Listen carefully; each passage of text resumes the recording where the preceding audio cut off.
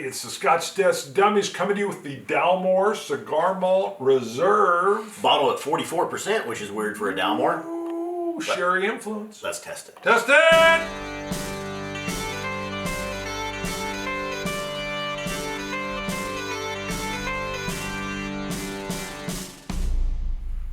All right. I think all the Dalmores have a sherry influence. I believe. I'm just throwing it out. I threw I it don't out know if there. I've had one that hasn't been. Maybe they do. Surely they do. First of all, before we go any further, the shirt you're wearing is sexual. Yeah. What does it say? Adventures This is a Goodwill find. I know. We occasionally go to Goodwill. This one's not Goodwill. This is the Adventurous Babe Society. Boom. And it's got all kinds of tightness. I think it's a little small. Oh, no, it's touchable. Oh, hey.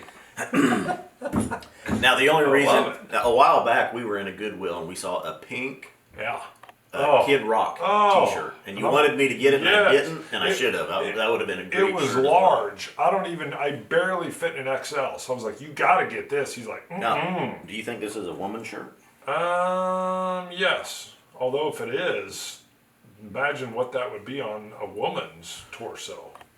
Very form-fitting. Oh, that could be. Wow, it would be an Adventurous Babe Society. It's a clingy kind of shirt. So I don't know, but yeah, I think it is, unless it's, I don't know, is it, it's obviously a joke, right? It's a challenge. No, I don't know. It says Adventurous Babe Society. In pursuit of challenging fun. Yeah. I don't know, there's a lot of innuendo in there. I don't know, it's risque. A little risque. Oh my goodness. Yes, Lord. Christmas bottle. Oh. Yes. Did I ever even send this home with you? I tried it. I came over here one night. We watched a movie, and I tried it while we were watching the movie. All right. Because I couldn't find my notes on it, but it's quite possible. This was one of those accidental ones where I almost finished this and then realized, I think I talked to you, and you're like, we haven't reviewed it yet. I'm like, oh, Lordy. Stop. No, what I double checked before we started shooting was that this was bottled at 44% because most Dalmores are 40. Yeah. Down. So this one is a little bit higher, which I don't think I even realized. No, I did when I took my notes. I've got 44%. Now, right on the box, they say this goes well with the cigar. Because I was a little confused when they called it a cigar malt. I was like, what does that mean? Well, we should test it. Well, but I don't smoke. You can. I will. You would. I shall not. I don't want to. We'll tell the story sometime. I think the last time I had a cigar was the very first day you and I worked at the office. Sorry. So, yeah, and that turned out to be a mistake. I didn't feel that good afterward. I'm not a smoker. I had a cigar yesterday. Well, that's impressive. So, but it says this would go well. Now, it has cooled off, and Engelbert Humperdinck. It said you would send, might be in the market for some cigars when it cools off. Yeah, if you're watching, it's cooler. It's cooler. It is cooler. Wow. The sherry and it's a weird combination on the nose. The sherry and the grassiness. Okay, I get a darker fruit. I get leather and toffee, a sourness, which is some of the sherry. Oloroso sherry. Although somebody said when they're sour that it means the cask was rough. I don't think so. I just kind of get it as an undernote. I don't mean it in a bad way when I say sour. No. And this has been in 3 casks. Right. So it's ex-American bourbon. You're good on this, yeah. Ex-American bourbon, and it says 30-year-old sherry, Oloroso sherry butts. Yeah, which is amazing. And then ex-Cabernet Sauvignon. I just like. But there was something else to the Cabernet also. Premier Cru, CRU, Cabernet Sauvignon Wine Barriques. I like the way you talk in that shirt. So. It's got a delicious, dark, fruity nose, and I even got a whiff when I came off of it of a more sherry. I could get that direct sherry sweetness and a lot of raisin. This one I can get a lot more flavor if I do kind of my circular mouth breathing where you got, open your mouth a little bit. That sounds bad with the shirt. Sorry. Quit. The shirt's got me distracted. Leave my shirt alone. Very form-fitting.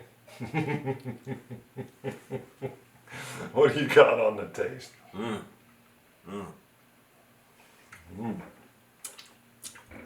That's one of those, man, as soon as it hits my mouth, it's just, it's one of those whiskeys that I love. And I know there's lovers and there's haters of the Dalmores. Yeah. I love it. This is delicious. A nice, smooth, velvety takeover of the taste buds in the mouth. And it does two transitions for me. It starts off with that fruitiness. Wow, 3 transitions because it just ended with a raisin. Hold on, I gotta re-get that. I get neat, a little bit of chocolate. I get the sherry notes, and sometimes I get a raisin or a plum, and sometimes it's just a sherry. And I almost get sort of some port notes as well, a lighter berry type note with it. There's a nuttiness, and a leatheriness to it. And I get a little bit. I'm with you with the coffee and the chocolate. You didn't say coffee, but I get a little coffee bean and that chocolate. That's in the middle. And then it surprises me, literally on the way back, on the back part of my palate or my tongue, at the very end. It's faint, but I'll get these little sparks of the sherry. So you're right, there's kind of a port finish feel early. Maybe that's some of the Cabernet. Sauvignon. And then I get those chocolate notes, and then it trails. Now, here's one side point. I had this. I was at with a team of folks at a 20-year work anniversary, and spouses are there, and we were at a pretty nice place that has a lot of different scotches, and this was one I ordered a dram of, and it was so delicious that I asked my spouse, hey, Christmas gift. Now, I'll give this caveat though, when I first opened it, didn't enjoy it as much. It wasn't that same flavor that I'd had at the restaurant. And I believe this has benefited from being open. Yeah, the one at the restaurant had probably been open for a while. You got it when it was a partial bottle, so it oxidized a little bit. And I wish I hadn't even drained it down as much. It was still good, but I'm getting more from it now than I got when I first opened it. So this is one, open it, have a little bit, and then let it just sit for a bit, park it. I think that 44% bites you a little bit more than the standard Dalmore 40. Very distracting. But it's delicious, neat. I mean, it's not overpowering. I think you can tell that it is a little bit higher ABV. And I just added a little bit of water. I don't have anything in my notes as far as a difference when I added water. Yeah, let me add some. I could do this neat though. I mean, this is phenomenal. Those three transitions that I get, again, is what I love in all whiskeys, is when there's some complexity, when it up and shifts and turns and then surprises me at the end. Oh. Orange. It's got a little bit of orange zest. I'll give you that, yeah. This is your wheelhouse. I mean, when I enjoyed this, I wanted to try it.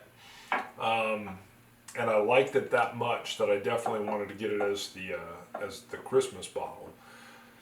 But I also knew this was your wheelhouse, and I really do enjoy this. So as much as folks know I lean toward the peaties, this is a delicious drink. Now you could take that and just put a little dropper of Lafroig in there. I would not do that. No? I would not do that. Add just a touch of peat. For this one, when I come to it, I'm really loving what it's offering as it shifts around. I've tried a few of those experiments where I've taken something that I think is a little light on the ABV, and I will put a little bit of Ardbeg or Lafroig in it, just see what it does.